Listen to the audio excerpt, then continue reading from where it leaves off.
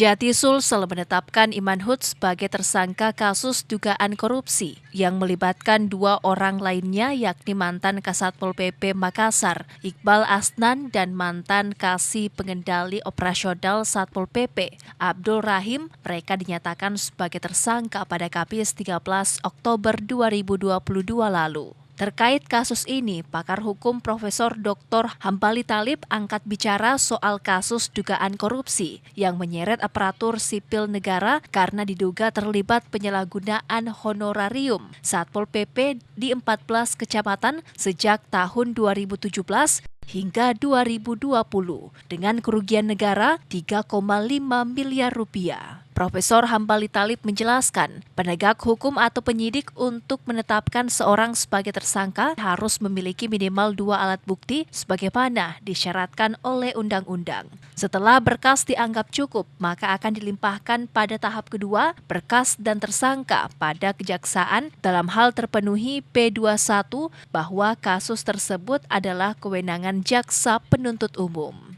Karena itu, penyidik diminta profesional untuk mengungkap dan menangani kasus dugaan korupsi ex-Kadis Perhubungan Kota Makassar, Iman Hud.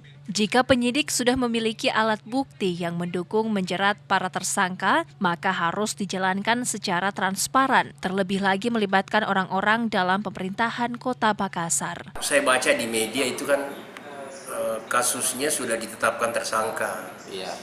Dengan demikian penyidik itu sudah, ya saya melihat kasus ini bahwa kita berharap bahwa semua pihak yang terlibat dalam hal ini, kalau saya tidak salah kan pernah diperiksa beberapa orang dari camat itu, mantan camat ya.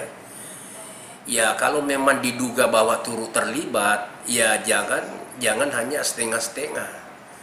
Sehingga dengan demikian kasusnya terang benderang diungkap sepanjang ya tentu penegak hukum dalam hal ini penyidik juga profesional bahwa yang memang diduga terlibat dan dugaan itu didukung dengan alat bukti ya apa boleh buat, itu bukan itu perintah undang-undang.